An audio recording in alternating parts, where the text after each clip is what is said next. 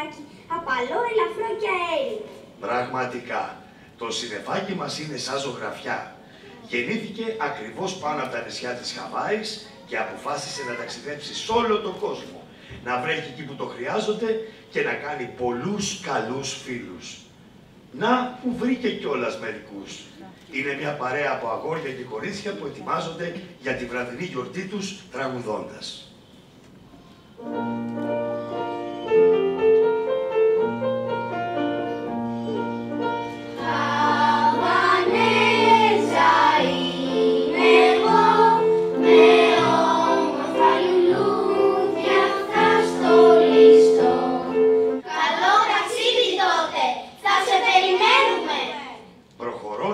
Έφτασε πάνω από τον Ειρηνικό ωκεανό. Παντού γύρω του θάλασσα. Ξαφνικά είδε στον ουρανό μια μεγάλη παρέα από συννεφάκια. Μικρά σαν κι αυτό. Ευκαιρία να κάνει κι άλλους φίλους. Φώναξε λοιπόν με χαρά. Παιδιά! Φεύγετε κι εσείς για το γύρο της γης. Πάμε παρέα. Φυσικά και θα βρέξω, γι' αυτό είμαι εδώ. Χαρείτε λοιπόν το νεράκι μου. Το μάζεψα για σας. Ευχαριστούμε καλέ μας φίλε! Το συννεφάκι μας ευχαριστημένο συνέχισε το ταξίδι του νότιο-ανατολικά. Να που έφτασε κιόλας στον Ατλαντικό ωκεανό, πάνω από τα νησιά της Καραϊβικής. Σε ένα ερημονήσι κάτω από ένα φοίνικα καθόταν ένας πειρατής. Είχε δεμένο το ένα του μάτι και τραγουδούσε με βραχνή φωνή.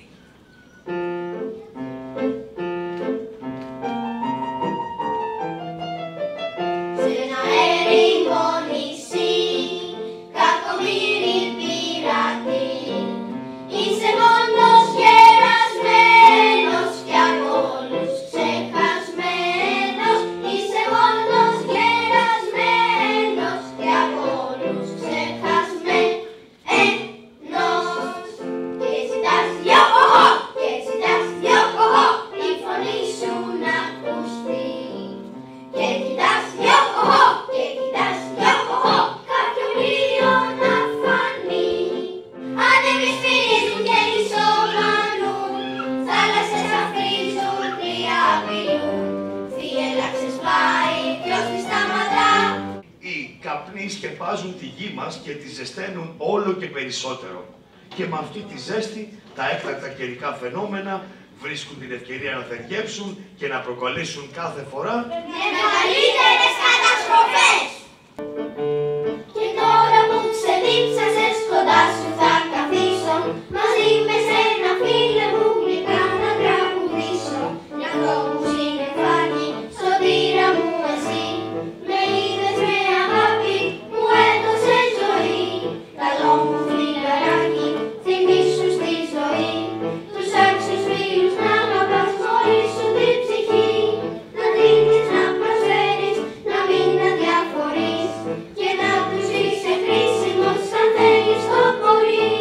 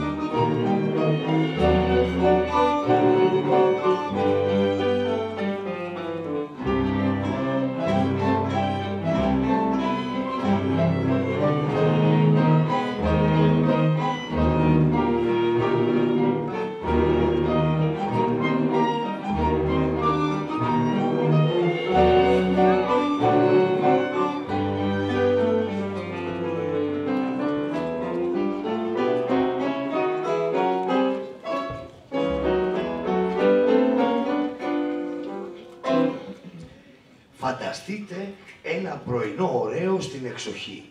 Άνοιξη. Ένα ωραίο λευκό σπίτι, μια μάντρα γύρω-γύρω ψηλή με κήπο. Στο κεφαλόσκαλο του σπιτιού βγαίνει και στέκεται ο δικός μας, ο Πέτρος. Κατεβαίνει τα σκαλιά, διασχίζει τον κήπο, ανοίγει την πόρτα του κήπου και βγαίνει από το λιβάδι να κάνει μία βόλτα. «Καλημέρα, πουλάκι! Πώς θα πας?»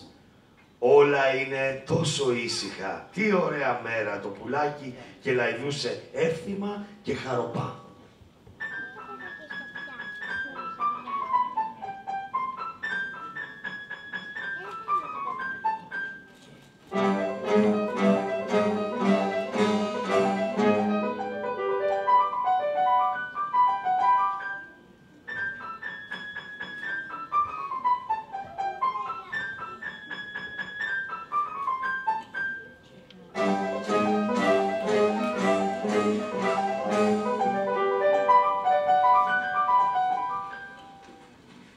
Τώρα μέσα στην αυλή είναι και η Πάπια και έξω από την αυλή βλέπει η Πάπια μέσα από τα κάγκελα ότι εκεί απ' έξω, κοντά στο δέντρο, είναι μια λιμνούλα.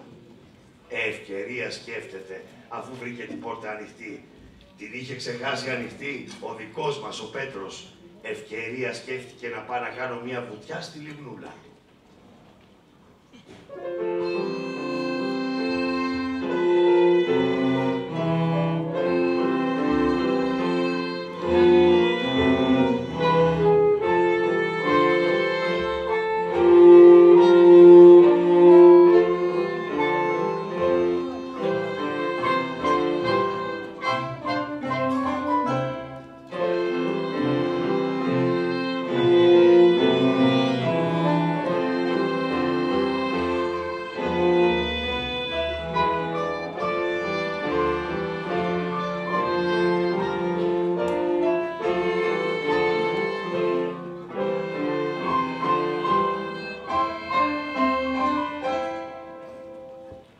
Μόλις τώρα τη βλέπει το πουλάκι ψηλά από το κλαδί να κάνει μπάνιο η Πάπια, πετάει, φτερουγίζει δίπλα της, τη τριγυρίζει με βλέμμα απορριμμένο και λίγο ηρωνικό και λέει «Τι σόι πουλί είσαι εσύ που δεν μπορείς να πετάξεις», λέει στην Πάπια.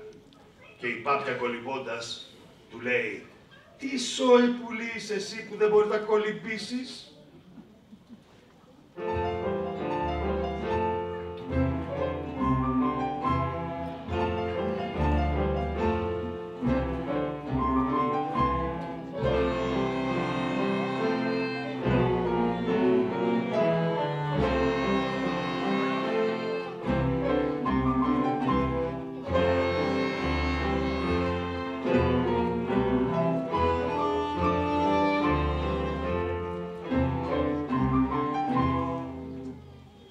Ξαφνικά κάτι τράβηξε την προσοχή του Πέτρου. Η γάτα που ερχόταν σερνάμενη στο γρασίδι. Η γάτα σκεφτόταν ευκαιρία τώρα που τσακώνονται να ορμήξω και να αρπάξω το πουλάκι. Το πλησιάζει αργά αργά με τις βελούδινες πατούσες της.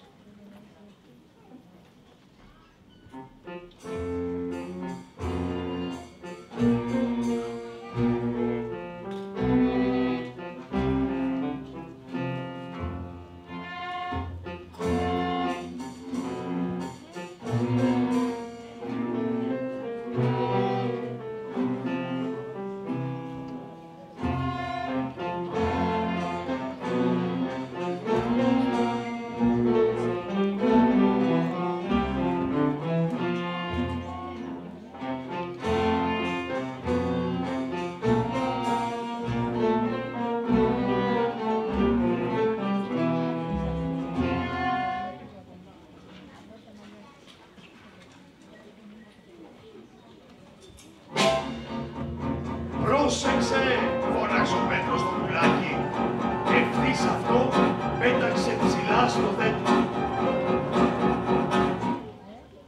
Ενώ η Πάπια τρομαγμένη έκροζε από τη μέση της λίμνης.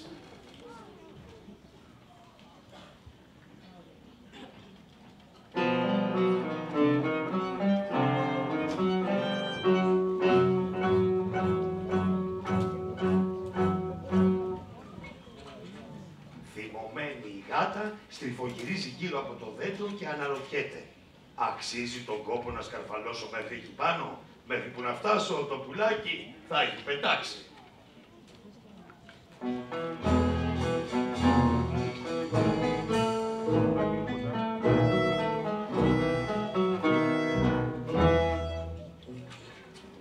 Να τώρα και ο παππούς βγαίνει από την πόρτα του κήπου θυμωμένος, επειδή ο Πέτρος βγήκε άνευ αδείας. Είναι επικίνδυνα αυτά τα πράγματα.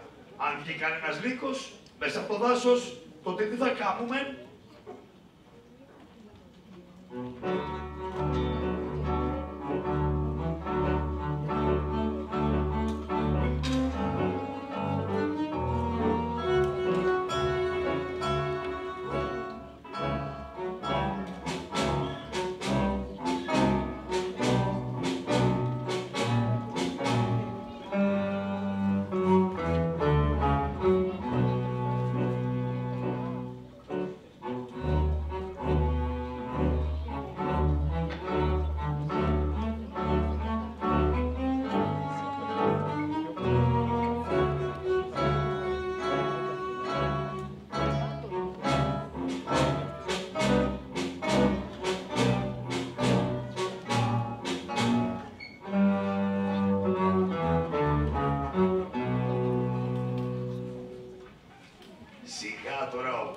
Μη δώσει σημασία στην κρίνια του παππού.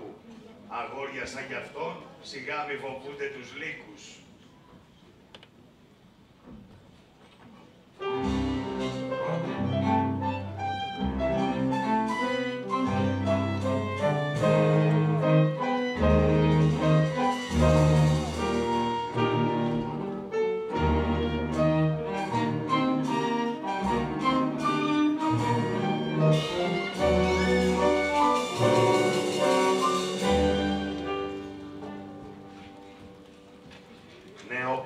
Όμως τον πήρε από το χέρι το μικρό Πέτρο και με το ζόρι σχεδόν τον τράβηξε μέσα στο σπίτι. Κλείδωσε την πόρτα της αυλής και του είπε να κάθεται φρόνημα.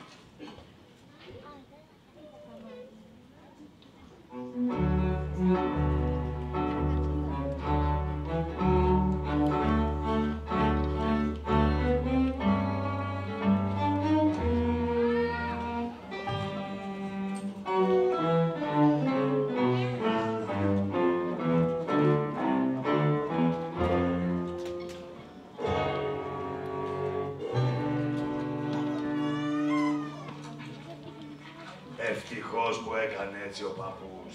Πάλι καλά έκανε, Στέλη.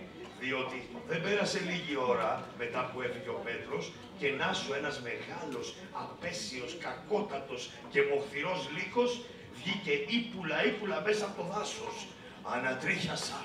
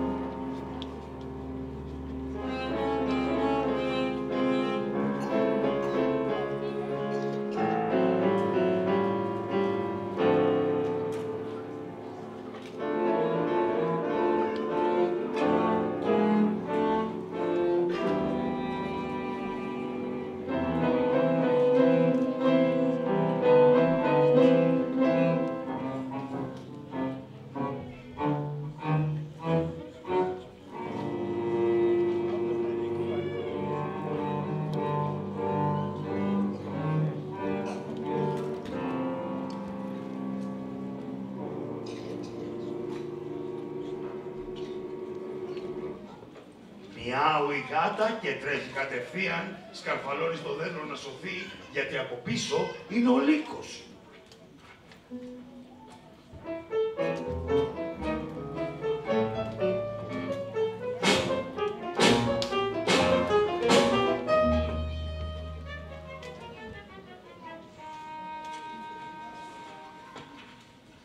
Ορμάει στην πάπια και αυτή από την τρομάρα της πετάγεται έξω από τη λιμνούλα και τρέχει να σωθεί.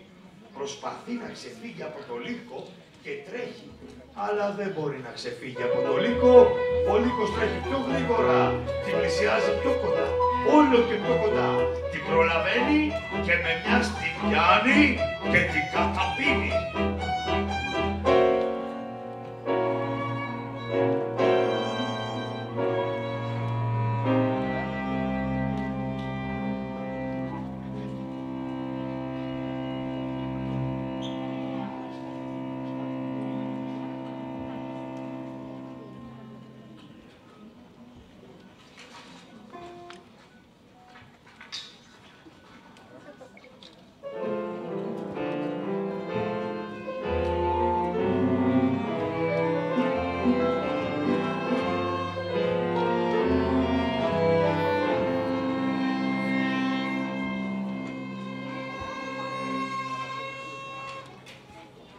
Τώρα, να πως έχουν τα πράγματα.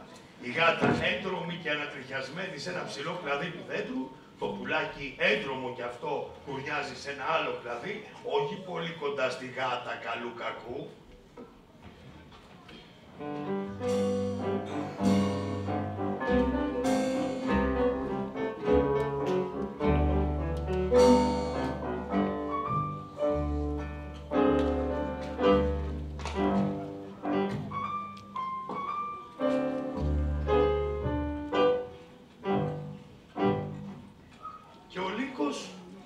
Ο λύκος γυρίζει γύρω-γύρω από το δέντρο, κοιτάζοντας από κάτω προς τα πάνω, με λέμαργα μάτια.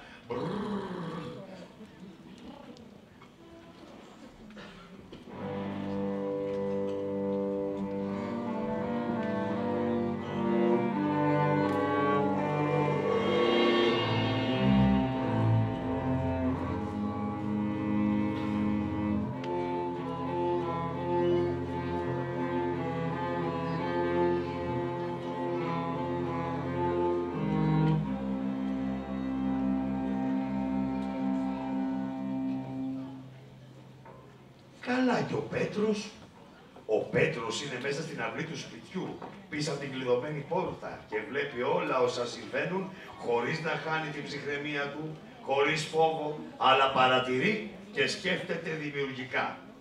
Μπαίνει μέσα στο σπίτι και παίρνει ένα χοντρό σκοινί.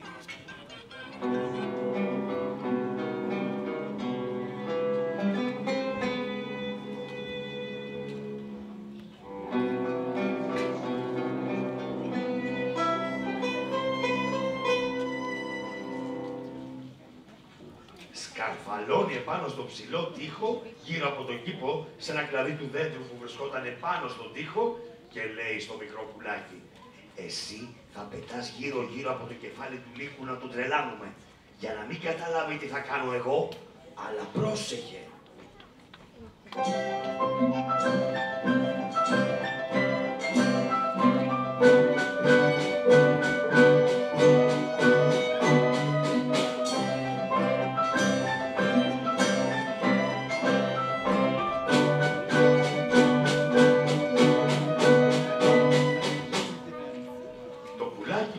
Αμέσως προς τα κάτω, φτερουγίζει γύρω-γύρω από το κεφάλι του λύκου και τον ζαλίζει. Κουτούρδισε ο λύκος. Δάγκωνε τον αέρα. Μία προς τα εκεί, μία προς την άλλη μεριά. Εντελώς χαζός.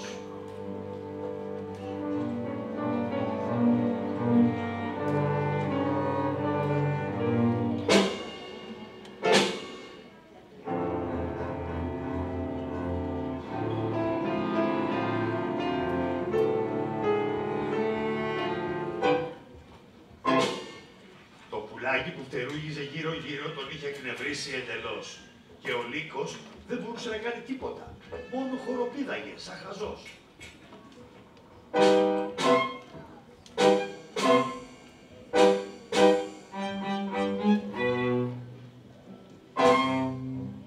Στο μεταξύ ο Πέτρος αρχίζει και φτιάχνει με το σκοινί που πήρε από την κουζίνα μια θηλιά. Ένα λάσο σαν αυτό που έχουν οι καουμπόιδες. Και αρχίζει και το κατεβάζει ψηλά από το κλαδί, το κατέβαζε σιγά-σιγά, χωρίς να το καταλάβει ο λύκος, το φτάνει μέχρι κάτω, σιγά-σιγά.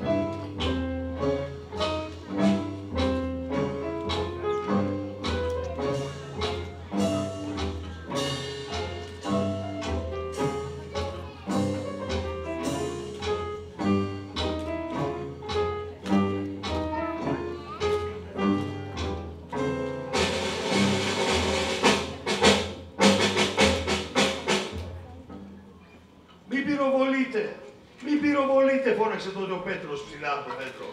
Το πουλάκι κι εγώ το πιάσαμε το παλιόλικο μόνοι μας. Βοηθήστε μας τώρα να το πάμε στο ζωολογικό κήπο.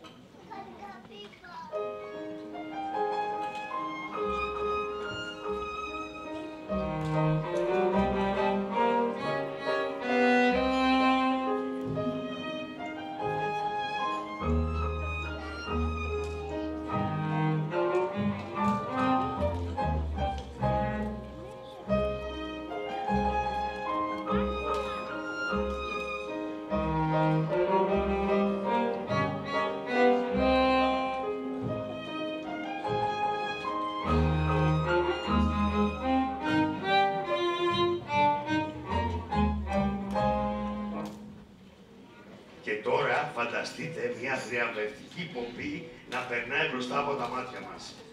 Μπροστά ο Πέτρος μας, αρχηγός. Ακολουθούν οι κυνηγοί έχοντας τους ώμους τους δεμένο σε ένα παλούκι το λύκο. Ακολουθεί ο παππούς με την γάτα αγκαλιά και αιωνίως γκρινιάζοντας. Καλά, αν ο Πέτρος δεν είχε πιάσει το λύκο, τότε τι θα κάμναμε?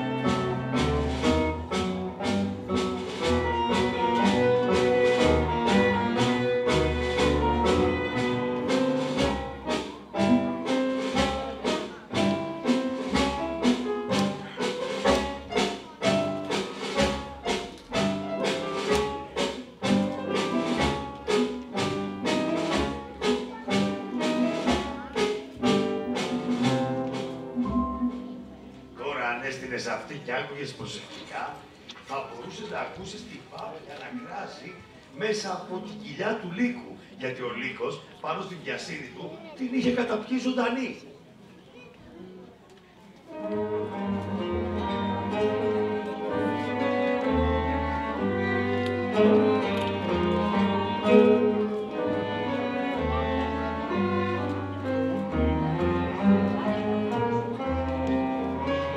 Φτού, γκρίνιαξε πάλι ο παππούς.